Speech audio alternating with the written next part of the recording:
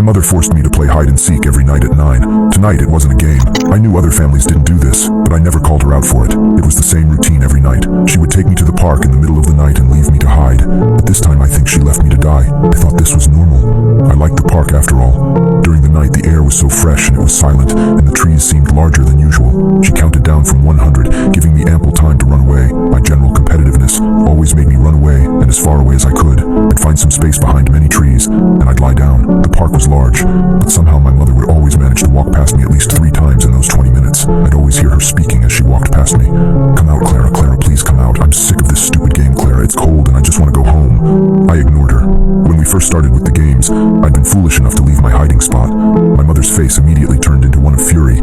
She'd walk up and grab me tightly by the shoulder as she scolded me relentlessly. "I told you not to listen to me, didn't I?" She would drag me back to the car and ignore me until the next day when we played. I didn't know why she did it. After I'd stopped listening to her during the 20 minutes of game time, it would no longer trick me. I knew she was lying, and it simply seemed like a waste of breath and energy to keep calling out for me. She got angry when she found me too. The park was a huge place, and if she hid somewhere I would never find her. But somehow my mother was excellent at tracking me down.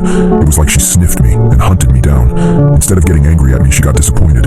She'd sigh loudly, and her eyes would tear up before she'd dejectedly walk to the car. That gave me the worst feeling ever, filling me with inadequacy. One time, she found me after only 2 minutes and she broke down sobbing.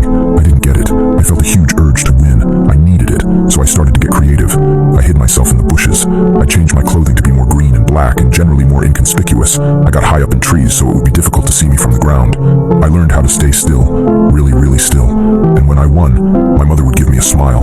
It wasn't a smile of happiness or a smile of pleasure.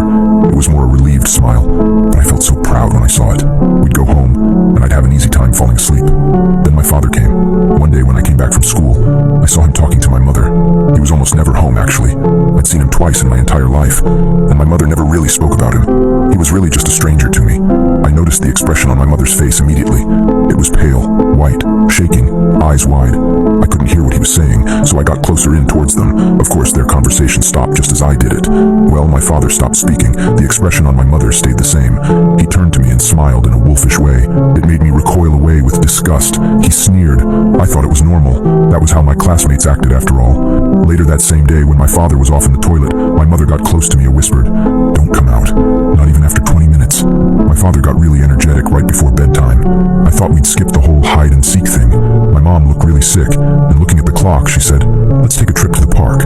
I immediately noticed that she didn't mention hide and seek. "Why?" my father asked. "Why not? Get some fresh air, maybe." "Fine," he said. "I like him active anyway." What the hell did he mean by that? Mom told me to change with a certain look, and I caught what she meant immediately. Put on hiding clothes. After doing it, we got into the car and we drove to the park. My mother was silent the entire way, but my father hummed. We walked together in the park for a while, my dad mumbling about work. I don't remember much of it. Honestly, it didn't sound like any job I'd ever heard. Then suddenly my mother pointed at a tree in the distance. I noticed that it was the same tree she'd found me hiding behind the last time she'd caught me. "These trees get so old, then they die. It's a shame they're stuck in place, unable to get away from the virus." While she was talking, she whispered to me, "Run away and hide, now. Death is the way of all living things," Dad said. "No need to fear it." "I think I saw a squirrel in that tree," I said. "I'm going to go check it out." I disappeared into the forest I'd grown well acquainted to.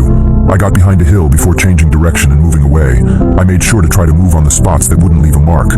I needed to get far away before they noticed something was up. I thought about climbing a tree and hiding there, or about diving into a couple of bushes. Trees were only effective if people didn't check. Bushes worked great, but you'd have a small, if no, view of your surroundings. I chose the bushes, jumping into them and trying to control my breath. After a couple of minutes, I heard my parents walking in the distance. "Clara," Dad shouted. "Where are you, sweetheart? If you're hurt, please say something and we'll help." "Clara," Mother said. "Clara, can you hear me, darling?" My heart beat faster. I knew for a fact that I shouldn't leave the bushes. That was the absolute worst thing that could happen. I kept me breathing under check as they moved further and further away from me. Then, they came back. "Please, Clara, your dad isn't dangerous. Please come out. Clara, please, I need to get going soon. Please come out." "Clara," Mom said. "Where are you?" "Stop this silly nonsense," Dad said. Their voices eventually faded out. I stayed there, in the same position, for nearly a whole hour. My body started to ache, and I could feel insects crawling around on the back of my leg. I really wanted to leave this position. I heard a stick snap in the distance. It came from behind me. I hadn't heard their voices at all. Had they just stopped speaking? That terrified me, and I felt I needed to turn around and get a view, but I knew that would give me away.